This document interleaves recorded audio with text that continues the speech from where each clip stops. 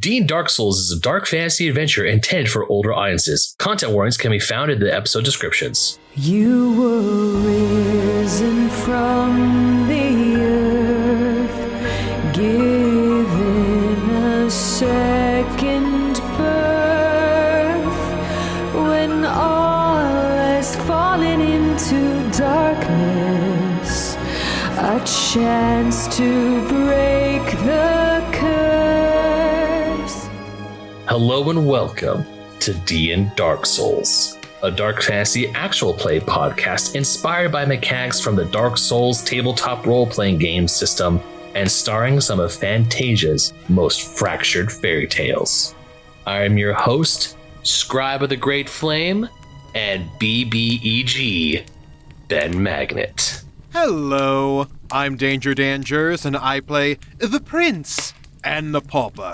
And last time, we made our way through the monastery. We got all equipped up and ready for the final fight. We found the dead, crystallized bodies of Donathan and Gerald, met with Mick, who is also Lancelot, who is also Xehanort, who is also the Nameless King. And now we're faced up with what's probably going to wipe us. Yay! I mean, not to point fingers here, but maybe? Who are you pointing the fingers at? Himself. There we go. Hello, everyone. I'm Aaron, and I play the Huntsman, our thief of fencer origin. Last time, a couple of goobers we don't give a shit about got turned into rocks, and we found out that Mick was in fact evil as hell, and related to one of our party members, which might have been touching and sad, but that party member forgot all the good, happy things about their relationship, so we can kill him with no compunctions. Hell yeah! The spider got a lunging attack that took out a third of this boss already, so I don't know what everyone else is feeling so down and out about. I feel like we're about to clown this fucker. I think Aaron's got a point. We should be feeling less down and out and more clowning out. Also, we always have the Brannigan method. We always have the Brannigan method. Oh God. Hello, my name is Daniel Cruz, and I'm playing Pinocchio, the real boy, our cleric. And last session, I got a really pretty dress that makes me more offensive. That's offensive, not offensive. You couldn't get any more. No. Hey. There wasn't any horsey time last session, okay? I beg to differ. I think there was. I think every episode since. Hi, I'm Jordan, and I play the Spider, our assassin. And last time, we made our way up through some old, crumbling archives telling lore and story from ages so long past they were written in stone, giving us an interesting perspective on what the Great Flame means, which is very helpful to me. I haven't played any of the Dark Souls. I don't know what I'm doing here. But as we arrived on this rooftop here and encountered Mick, or the Nameless King, he kept trying to convince us to come over to his side to extinguish the flame so that he may rule the darkness.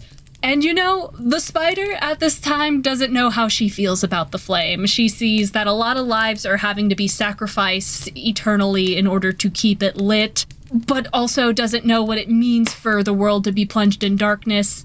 At the end of the day, that decision will be made, but it will not be made with Mick. Hell yeah. Because he doesn't know what jazz is. There we go. Hell yeah.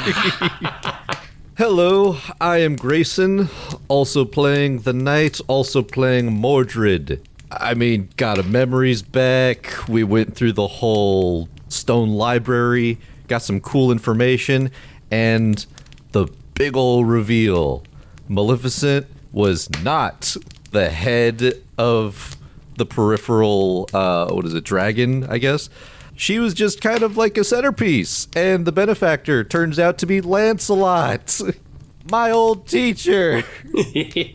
Oh, flatulence. That's what we're going with? I censored myself, okay? Anyway, I can only assume the Nameless King hits like a truck, and we're going into this doing the whole fight with Maleficent. I think I'm ready to die. All right. And with that, let us delve back into the darkness. So here's how this is gonna go down. The Nameless King, aka Lancelot, aka Mick, and aka all the other fun names I said earlier, is on top of the Mistress of all evil, aka Maleficent, in dragon form. You will technically be fighting the dragon. Once the dragon is dead, then the fight with the Nameless King begins in earnest. Does that make sense? Yeah, let's go. All right, well, Huntsman, you're up. So I'm gonna shoot him. Yeah, shoot him. 10 to hit. What's our over-under, guys? I'll just toss 10 position on it to make it a 20. Does that hit? A 20 will hit. All right. Because remember, you're fighting the dragon. You're not fighting him. It's a fucking dragon. I don't know. That could have an AC of 30. Yeah, like we've been fighting scary things recently. 25 damage. Okay, and now it is... Whoa. Glug, glug, glug, slosh, splash, fucking sprinkles. The real boy and Mordred are both kind of damp on the back of their neck now. Okay, now you can move on. All right, now it is Grayson's turn. Alrighty, I will go ahead and spend 3 position immediately using my ability from Great Shield of Glory.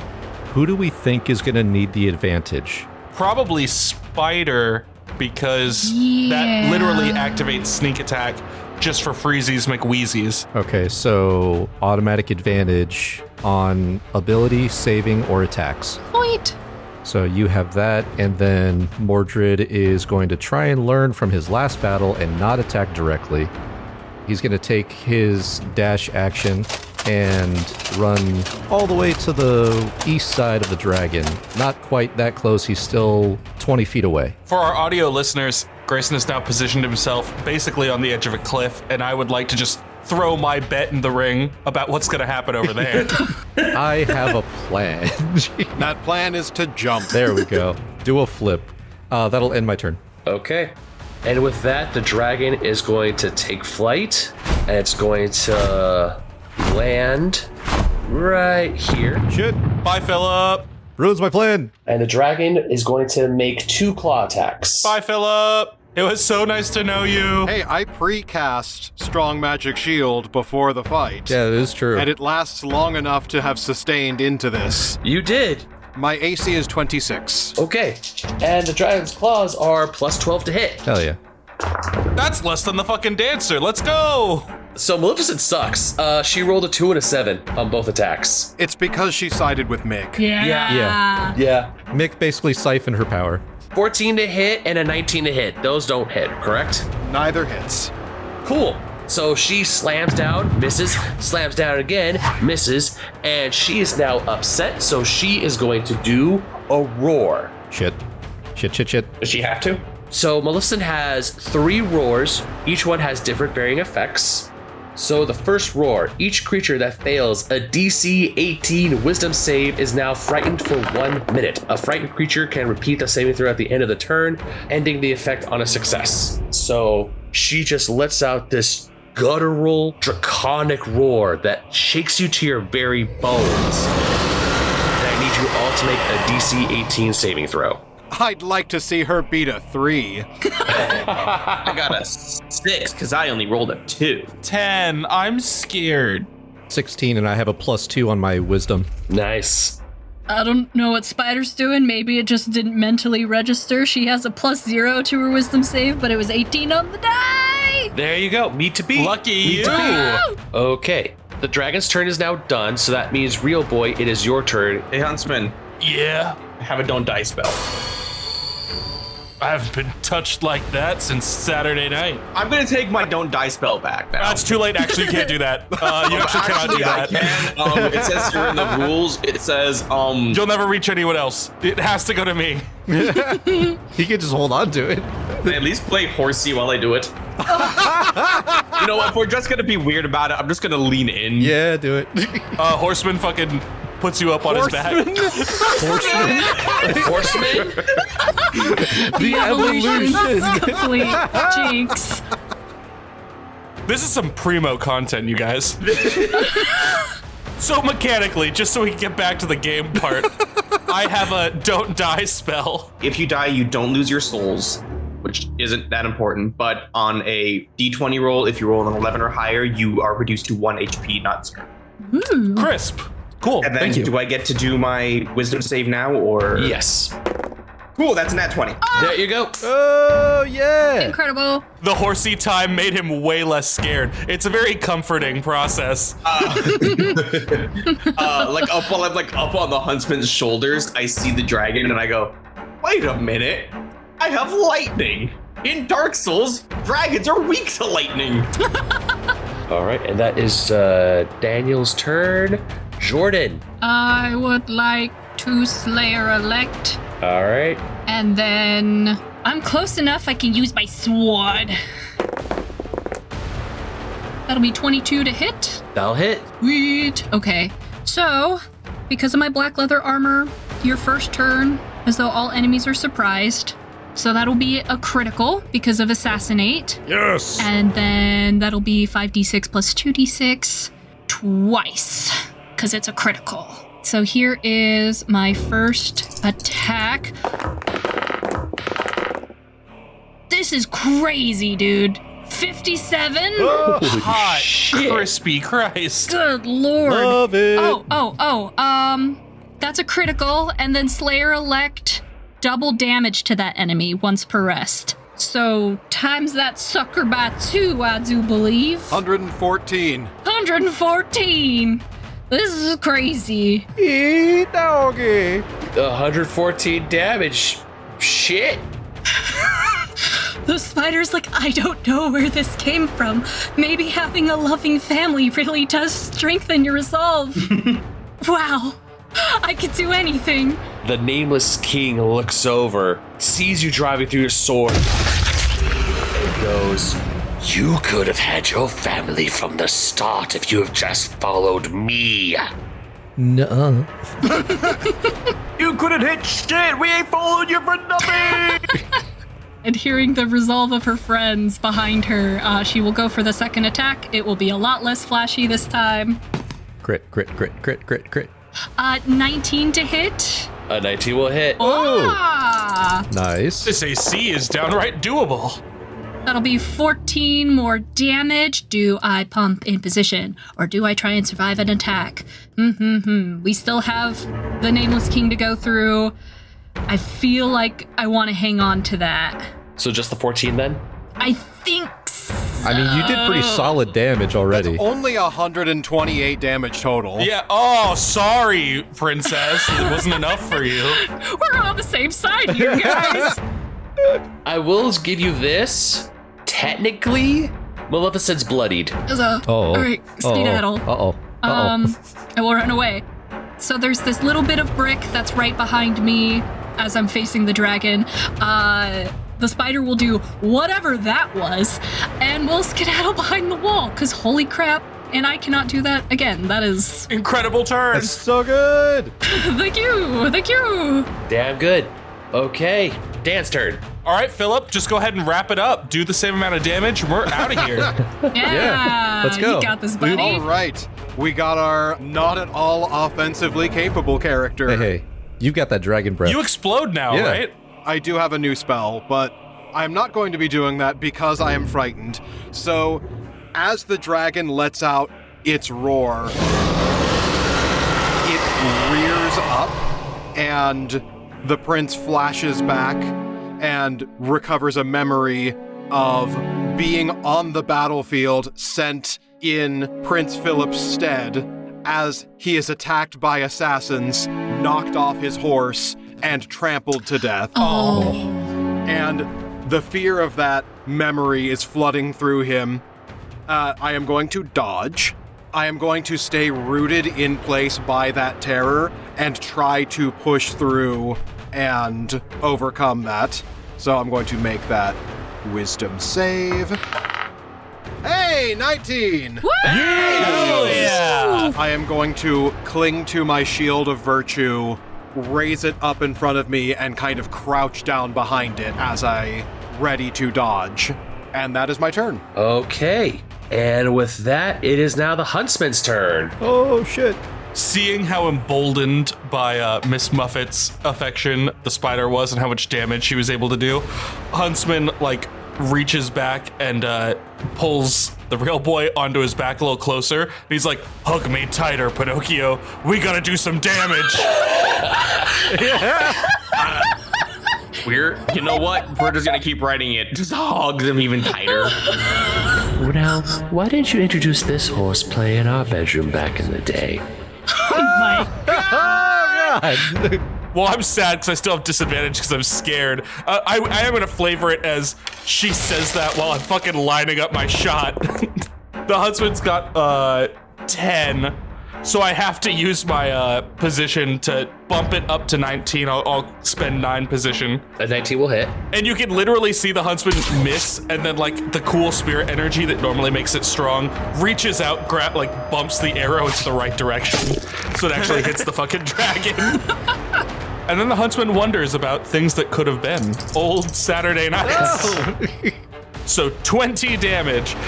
And then the Huntsman's like, Pinocchio, I'm gonna need you to get off. That was not as helpful as it could have been. Okay, just awkwardly clambers off. All right, roll your wisdom save.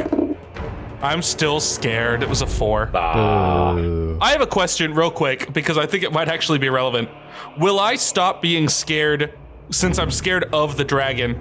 If it gets killed by everyone else, does the frightened end, or do I suddenly become scared of Mick? I think if the source of your fear no longer exists, the condition goes away. Yeah, I was going to say the dragon is what makes you afraid. And if the dragon dies and you're still afraid, you are no longer afraid. Okay, sick, because I have a +0 and it's an 18 DC, so I can see the writing on the wall.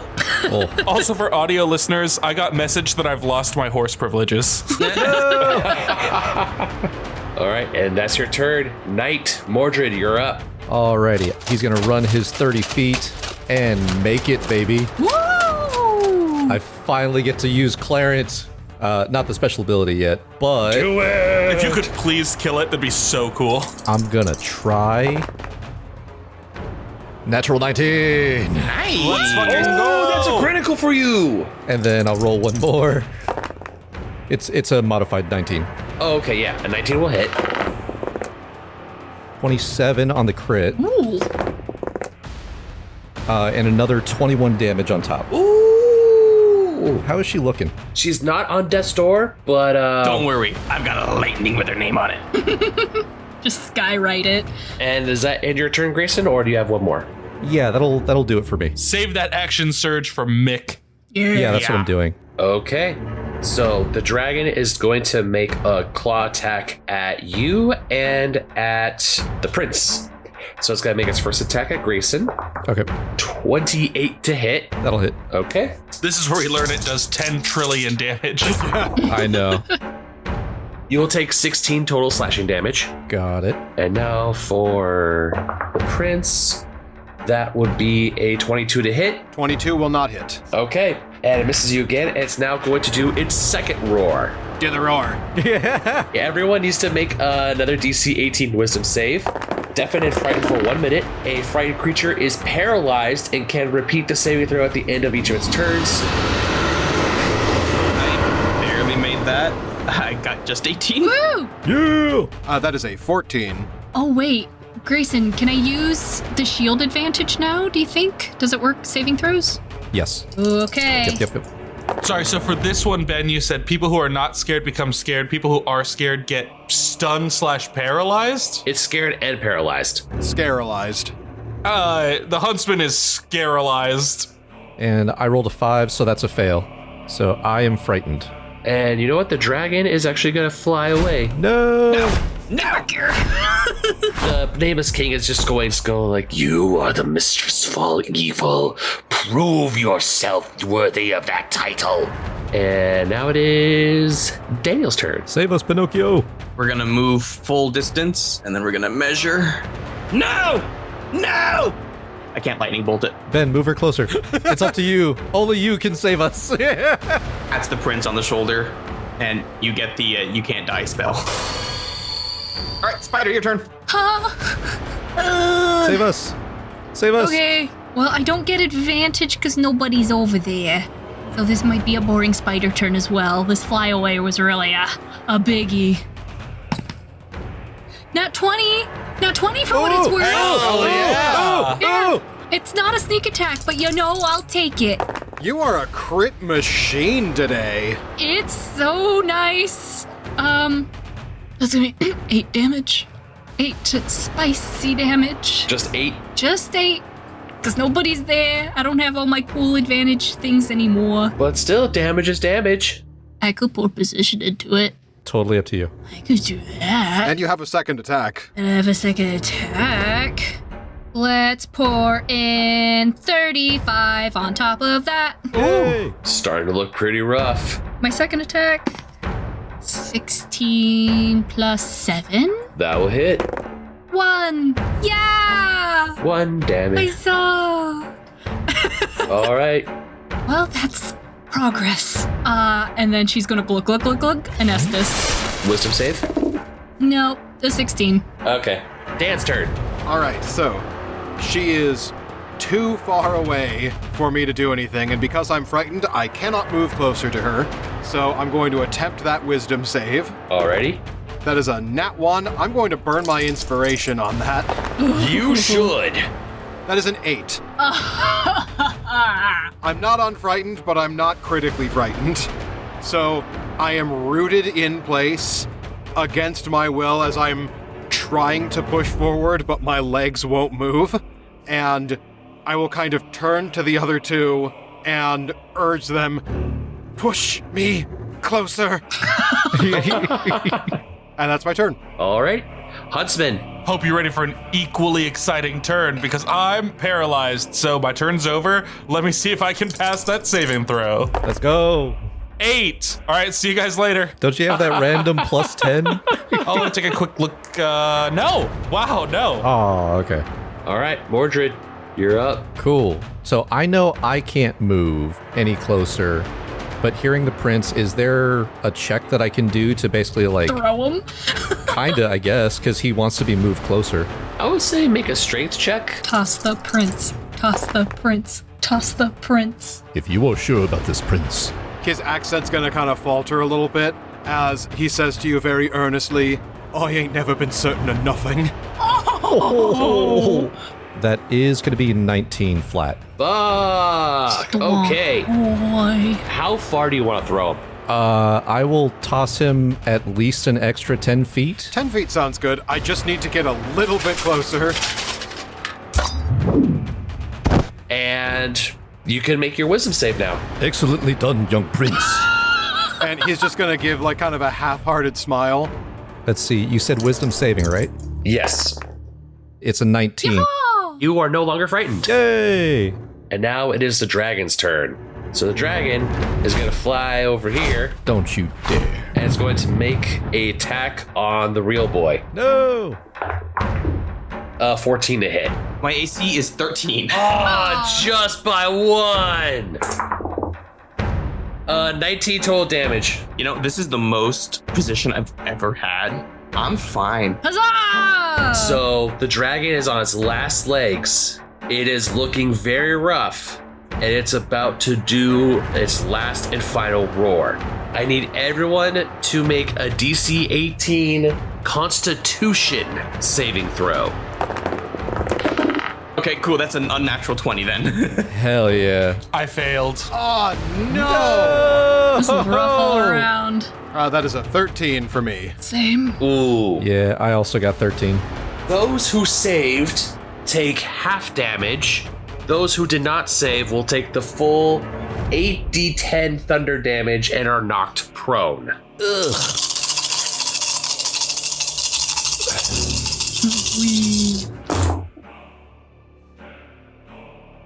52 damage. Golly gee willikers. Oh, boy. I'm bloodied. I'm at 11 HP. Single digit. Oh, I think everybody but Pinocchio is prone. so many rocks. I tripped. Oh. Well, that makes me bloodied, and when I'm bloodied, I can immediately remove 1 negative condition, so I'm not going to be frightened anymore. Nice. Oh, look at you. Yay! So this was the last roar. The dragon can no longer do roar. So if it survives its next turn, it cannot roar. Yay. It only has 3 per day. And we still got to fight the Nameless King.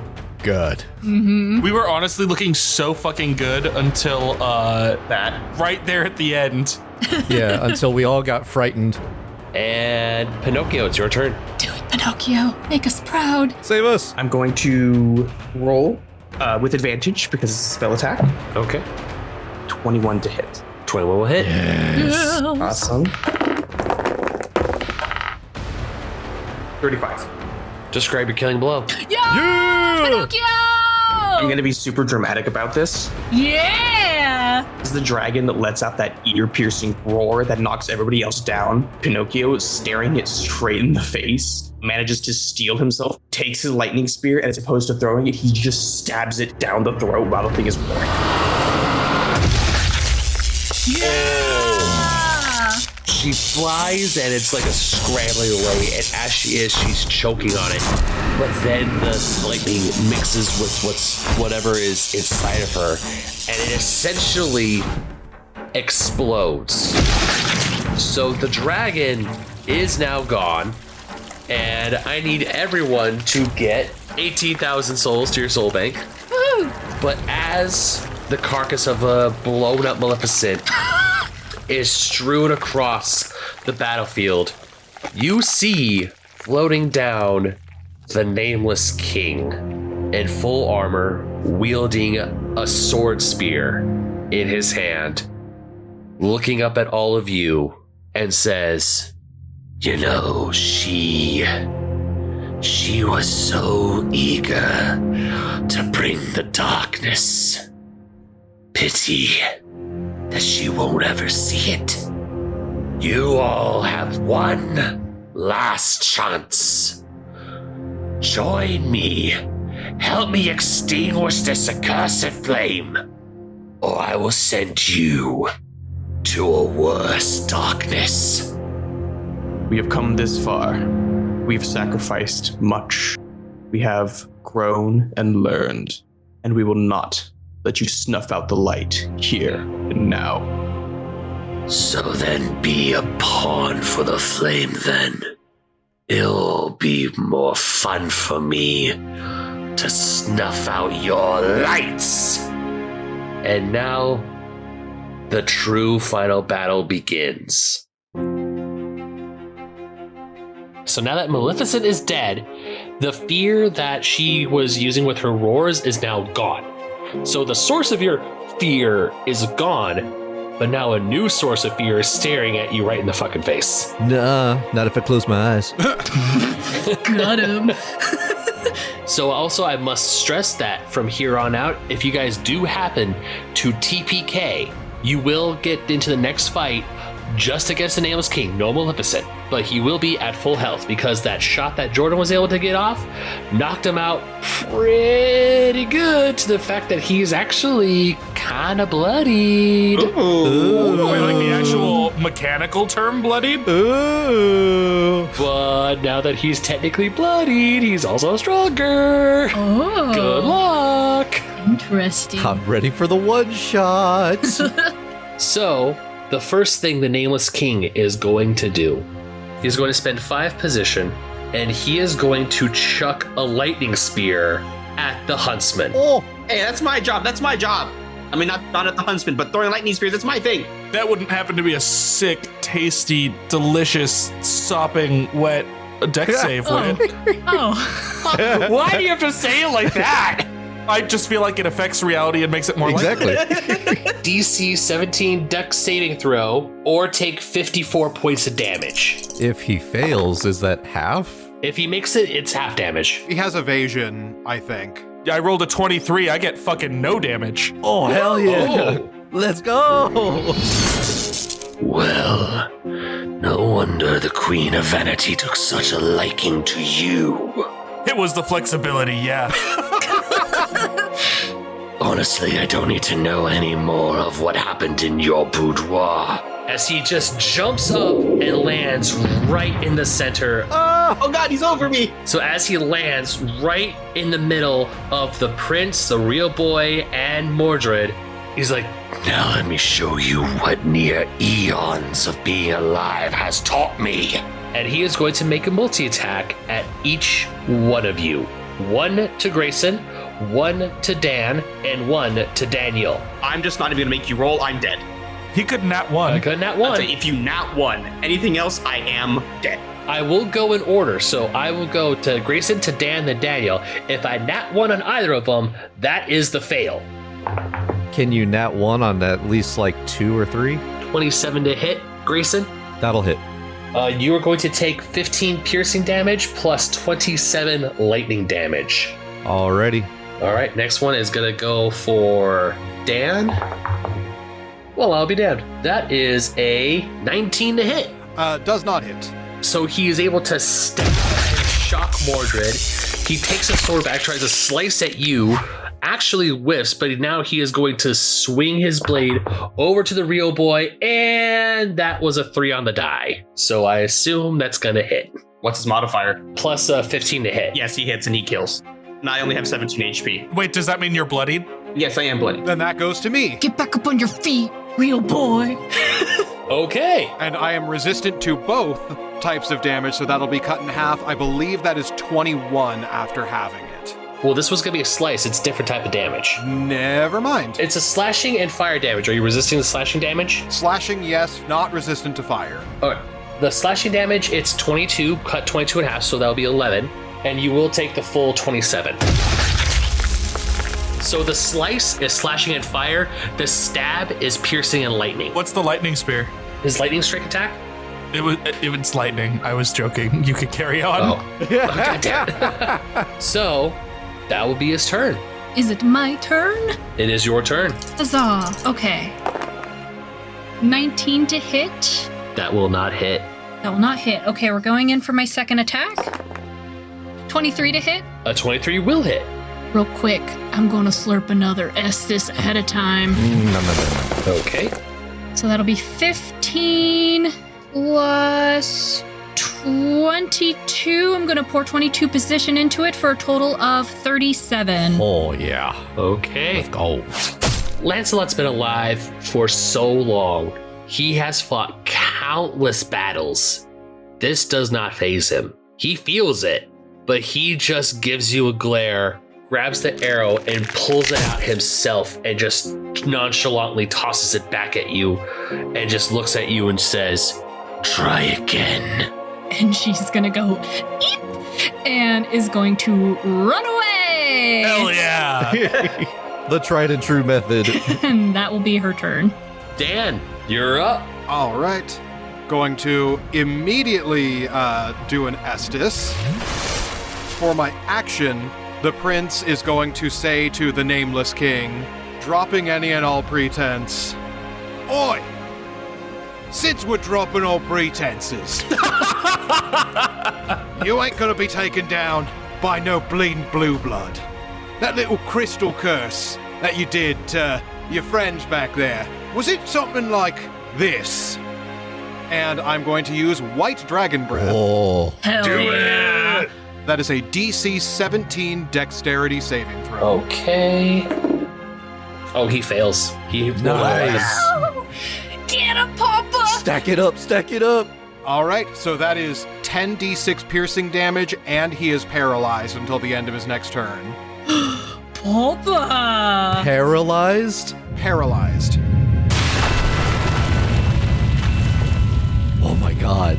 This is so good. Okay, hey, he does not have a resistance to piercing, so you're good. And he's paralyzed. And he's paralyzed. And he's paralyzed. Yeah. Incredible work, Papa. So, paralyzed creature is incapacitated, cannot move or speak, automatically fails strength and dex saves, attacks against them have advantage, and any attack that hits is automatically a crit. Incredible work. Oh my god, that sets up something so well. I think this fight's about to fucking end, boyo. I mean, if I may, the one thing I will say is that the Nameless King can still talk, because he might want to trash talk y'all. Oh, that's fine. Fine. Through gritted teeth full of crystal. So that will be 42 damage. Ooh, boy. So yummy. I am not going to pour any position into this, because I feel like survivability and drawing fire is probably more important. 100%. And everyone else is set up to empty the clip. Oh, yeah.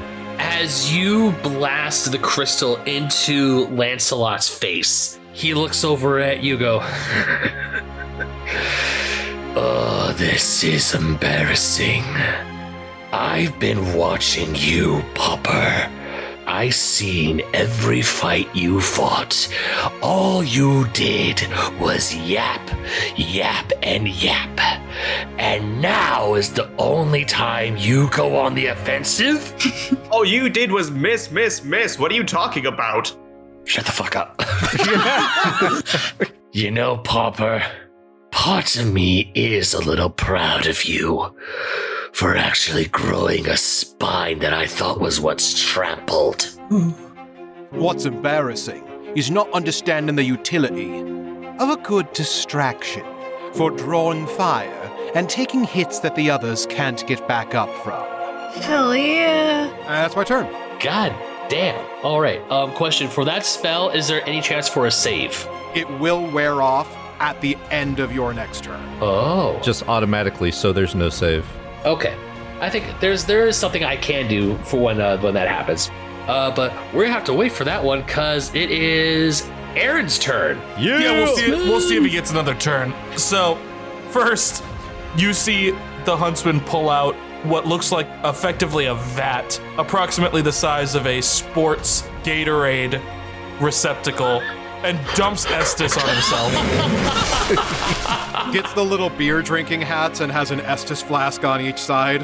Yeah, it says Foxy yeah. Grandma. Yeah. So let me just toss on that health real quick so I know how much I can dump in if need be. It's another 13. Just so everyone knows, I got 33 in the tank, so we'll see if I use it all. Nice. Okay, so my advantaged attack was 2 19s on the die. Oh my gosh. Plus 8. So I assume a 27 hits. A 27 hits. And that's a crit. Hell yeah! Oh my god. Nice. On account of the paralysis. Oh, yeah. Oh, that's right.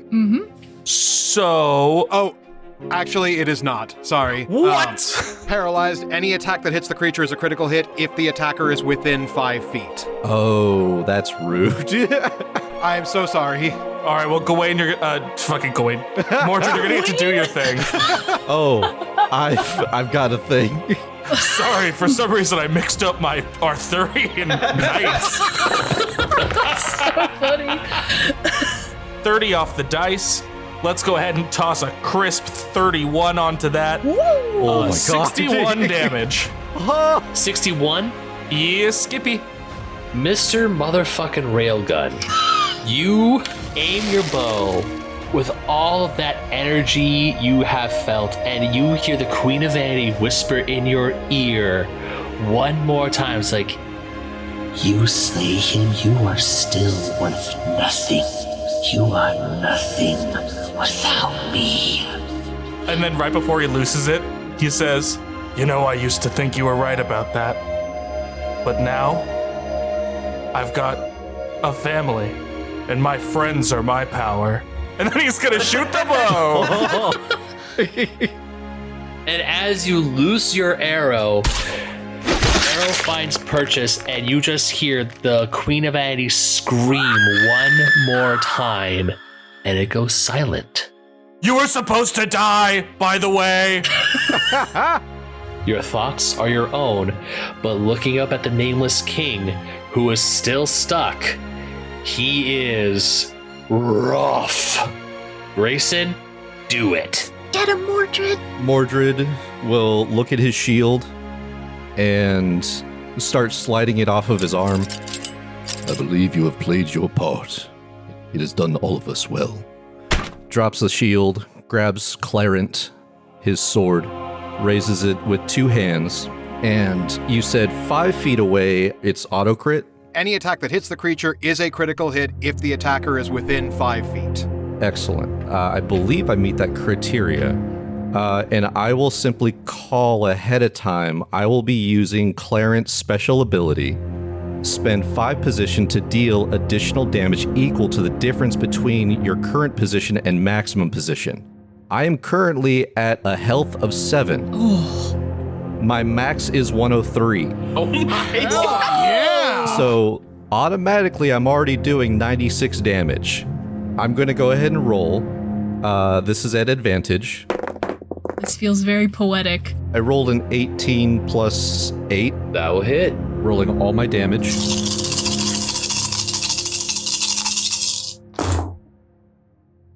Ooh, okay. So I just got done rolling all the dice because everything is an auto crit because of the paralyzed condition and because of my Hornet Ring that triples all of my critical hits. Unless I did the math wrong, 217 points of damage. Describe your killing blow, and if you have anything you want to say to Lancelot before you drive your sword in, now is the time. Lancelot, I would like to thank you for everything you have taught me. Unfortunately, things have played out the way that they have. But I do promise, I will make good by your name. And engaging the special ability, it's gonna do the whole fucking anime thing, swirl of energy and shit like that, and just cut him right down through the side, from top of the shoulder, straight through the navel, and then out the other side. Hell yeah. And as your sword connects, Lancelot laughs. Don't bother. Tell it how what really happened. You did it to protect the people. I fell from grace entirely. I just pray. You made the right decision. And with that absolute freaking dunking on my final boss, you have killed Lancelot, the Nameless King, and all of you get 33,000 souls to your soul bank. And now what lies before you is the throne and the flame and a choice. You guys, I think that phantom really was as strong as Mick got. So rude. So I guess as we all start to make our way towards the throne and the flame, the popper is going to look to the team and ask, all right, what we thinking here? I did not kill the only person who's inspired hope in me to not finish this flame quest. I don't want to see the world plunged into darkness after what I gave up to the light. And all of you hear out of the ether, and if one of you makes the sacrifice, the flame burns and you all go back to the way it was. And you see emerge from the great flame itself, the Godmother. I think we still got enough juice in the tank to kill her too. What do you think, guys? I've still got 3 more attacks. Dearies, I am not a threat. Put your swords away, put the weapons away. The battle is over.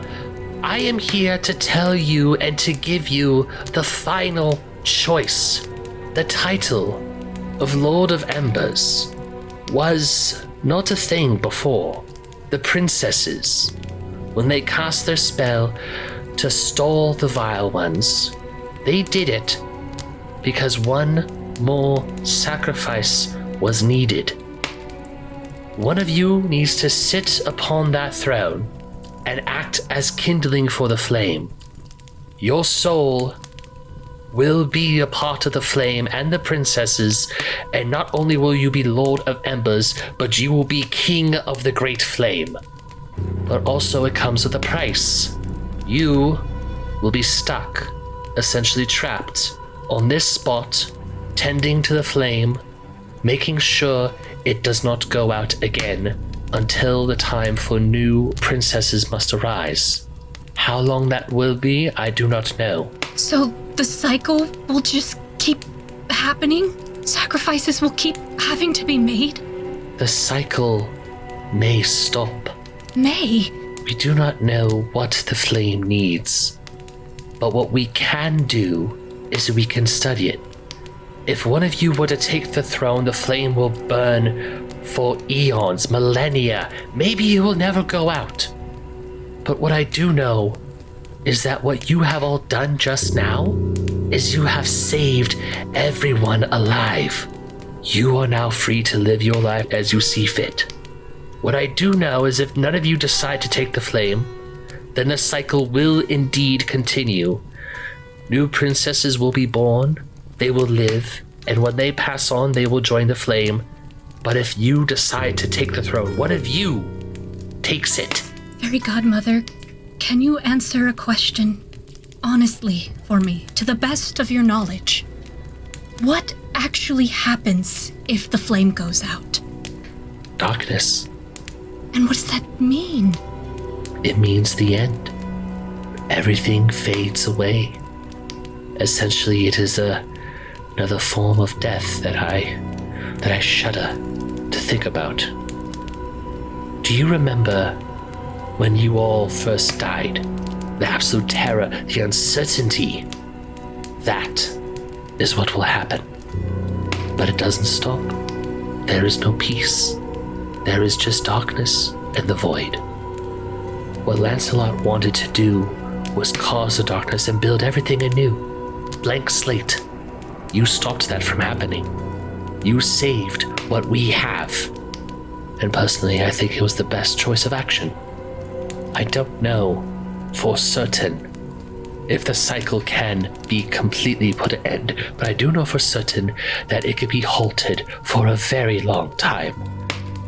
And also, if one of you does choose to make this sacrifice, then the rest of you will be granted your lives again. You will not be ashen ones no more, but your souls will be your own, and you will not be on borrowed time any longer. So the choice is yours. And she steps to the side. I know, Spider, that existentially, I'm sort of wrapping my head around your concern about the endless cycle. But as I said, I gave up everything, and I would just like to point out that if we let the world fade out of existence, your daughter fades out with it. It might not be a perfect solution, but could you really give up on living? Not for you, but for everyone? As long as I've been alive, I've not had any choices that I could make for myself. Things were constantly dealt with me, and I just had to move forward with them.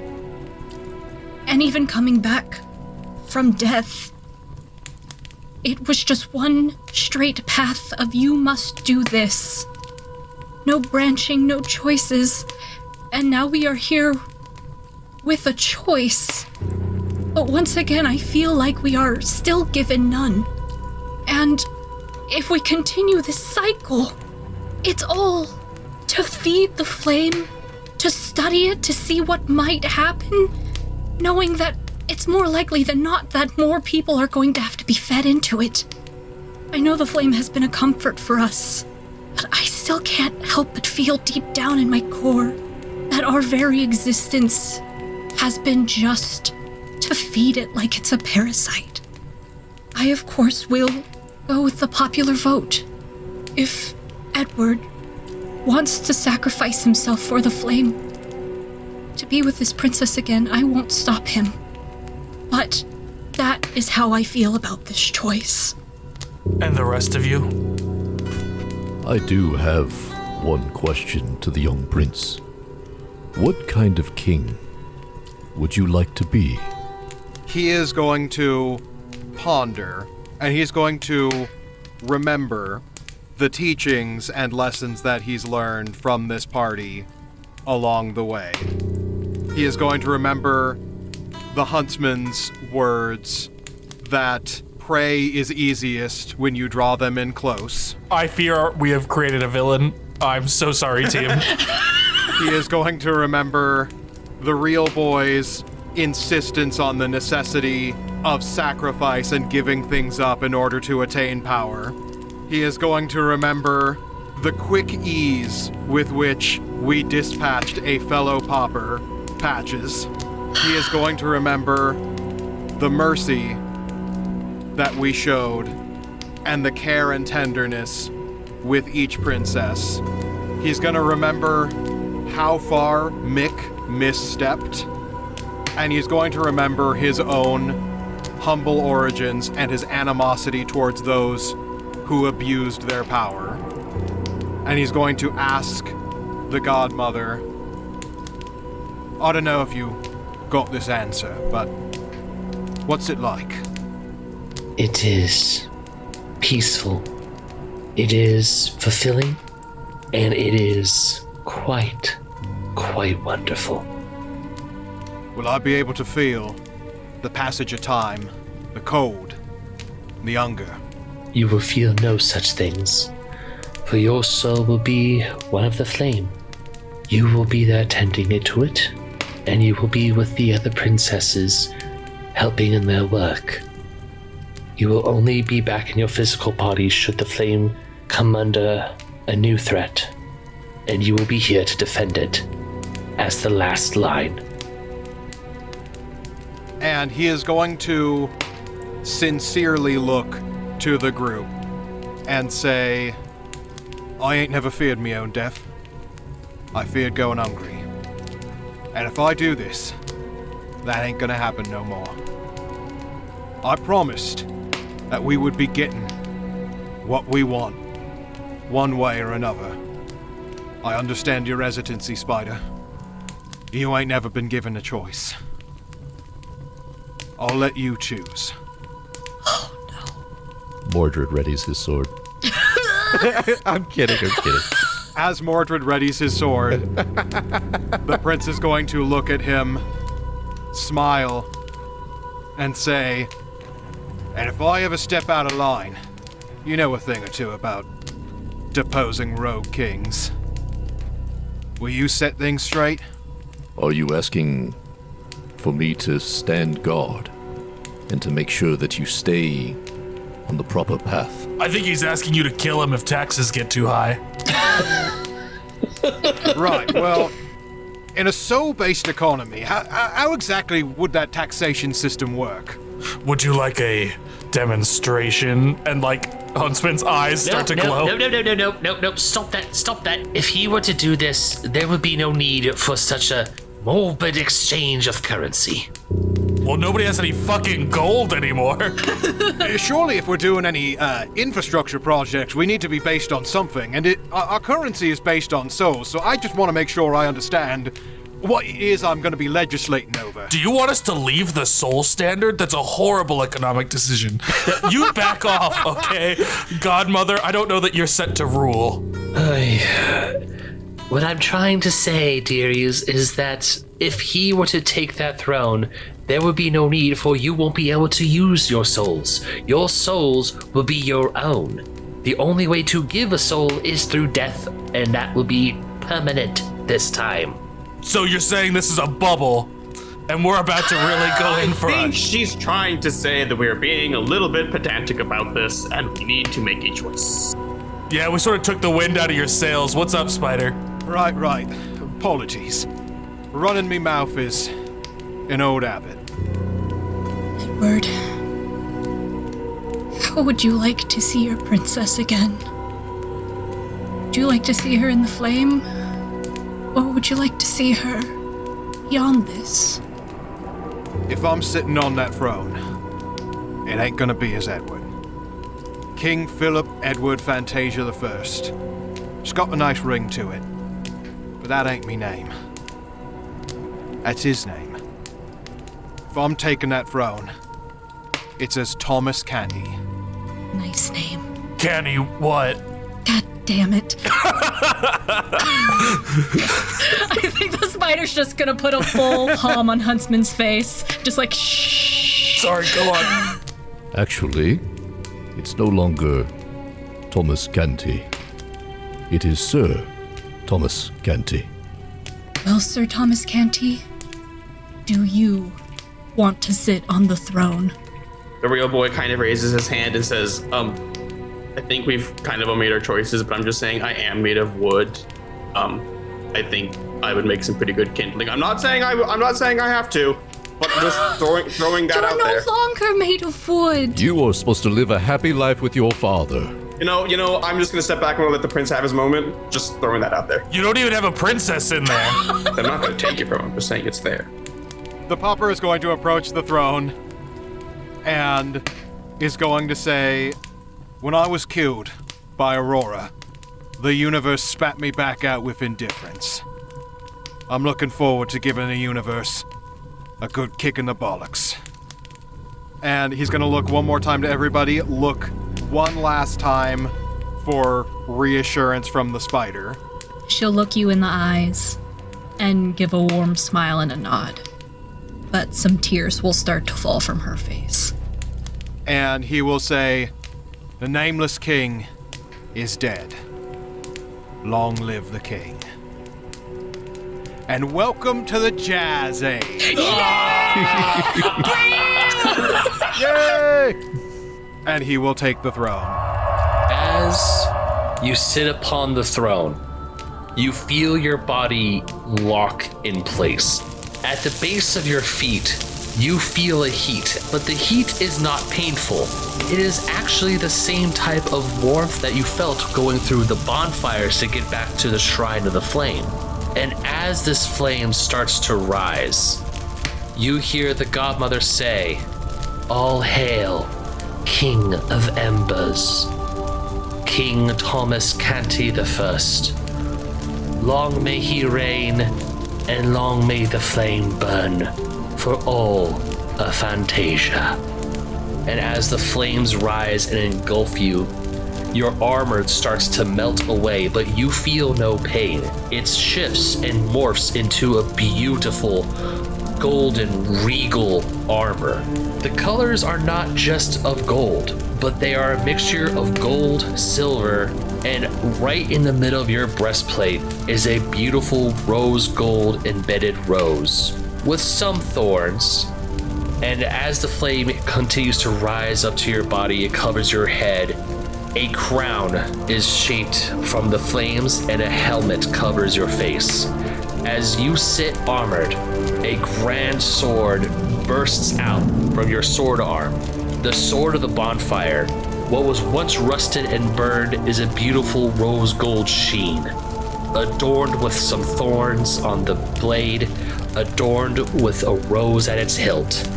And you sit as the flames take you and the fire burns, bigger and brighter, till it burns so bright that everyone shields their eyes and they all disappear. Spider, you awaken in the ruins of the Palace of Privilege. You look over to your side and you see Patience waking up with you, with all the rings that she has, and she looks up to the ruined palace that she herself destroyed and goes, "You know, maybe Palace of Privilege is, it was a nice place. I mean, the residents were kind of terrible, but we could possibly fix it up, the two of us." I'm home wherever you are. Mom, that's sweet, but I think we actually do need a roof over our heads. It looks like rain's gonna come soon. That's okay, because the sun will come out in the morning. Huntsman, you awake sitting on the throne in Ebony Castle. You look around at the ruined tapestries, and you look down and you see a shattered hand mirror, and there is no one inside the castle. You are the only one there. And you realize you can make yourself lord of this castle. No one's there to challenge you. Huntsman looks around, got a smirk on his face, gets bored, leaves, heads to the closest tavern, talks to the cooking staff there and sees what kind of meats they like to cook up. And he's like, "You got it, boss." And he strikes up a new around town part of the community huntsman. Pinocchio, you wake up in the shack just outside of Ebony Castle. And next to you is your father, Geppetto. While looking around, you see the shack is just as it was, but you look over to your father, and your father is like, "Oh, thank goodness. Oh, my tools are here, and oh, my son. Oh, it's so good to see you again, my boy." I just pulled him into a great big bear hug. As Geppetto tries to pull you into a hug, you beat him to it. You two just squeeze ever tightly. you open your eyes and you see the blue fae once more just smiling and nodding in her approval.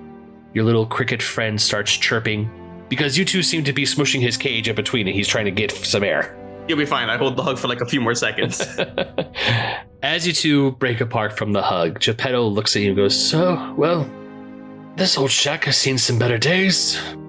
Son, if you would like to stay here, we can, but I would not be opposed to finding somewhere else. Where would you like to go?" I am sure that there are more towns or villages that could be in need of some merrymaking. I think you have made enough weapons. It is time for you to return to making toys. Oh, thank the flame, I miss making toys. And he grabs his wood carving tools, but the hammer he used to forge swords, he leaves behind, and he leaves the shack with you. Mordred, you awake in the middle of Crossroad. You see the Palace of Privilege, the towers of Ebony Castle, and you look up to the monastery. And you finally have a choice in front of you that you never thought you'd have in your life again. The power to do whatever you wish to do. And with that feeling of freedom, you breathe a sigh of relief. So what do you do? Which way would you go? Mordred ponders for a moment, realizing that once again he will be making a difficult decision. He cares for his friends, he cares for the people, and he cares for all their futures. His friends will know the truth, but the greater public may not believe what truly has come to pass. He will begin by telling a tale. The 5 ashen heroes that saved Phantasia. The Prince, Pinocchio, Huntsman, Spider, and Lancelot. These heroes were called upon by the princesses to save the kingdom from the vile ones, and the one who orchestrated everything, the traitorous knight, Mordred. The name Mordred, his name, has already carried the weight of villain. This time will be no different. Mordred will eventually check on all his friends, but seeing that the people of this land are still in need of heroes, he will start a new order of knights, Lancelot's Round Table. And finally, the pauper turned prince turned king. Your body still burns. Your armor still pristine. When you sat upon the throne and accepted to take the role as king of Embers, you finally awake. You see in front of you a gentle, warm, life-giving flame, and around it, princesses Snow White, Cinderella, and Aurora. Aurora, who sees you, immediately starts crying, rushes straight towards you, and as she jumps into your arms, you feel it. You feel everything, her weight, the hair upon your skin, and finally her lips as she meets yours. And after she's done kissing you, she says, "Oh, I'm so sorry we had to do that to you. But now the work can begin, my love. We can find a way to break the cycle for good. There's still work to do, but there's a chance, and your friend will have that wish that she really wants." The work can wait, love. And a little spectral spirit will kind of raise up out of the body cemented down to the throne and hold out its arms in waltz position. Aurora smiles and goes, "We finally do have time. The work can wait a little longer." As she twirls in her dress, becomes this beautiful mix of blue and red, and you, fully in your regal attire, take her hand as you both waltz with the flame burning bright. The end.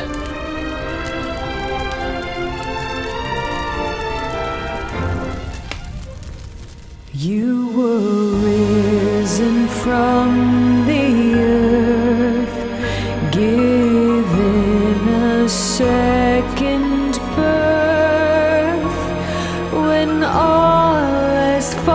into darkness, a chance to break the curse.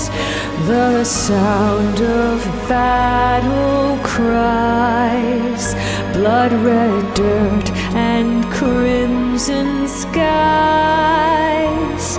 The kingdom is pleading for its hero. Will you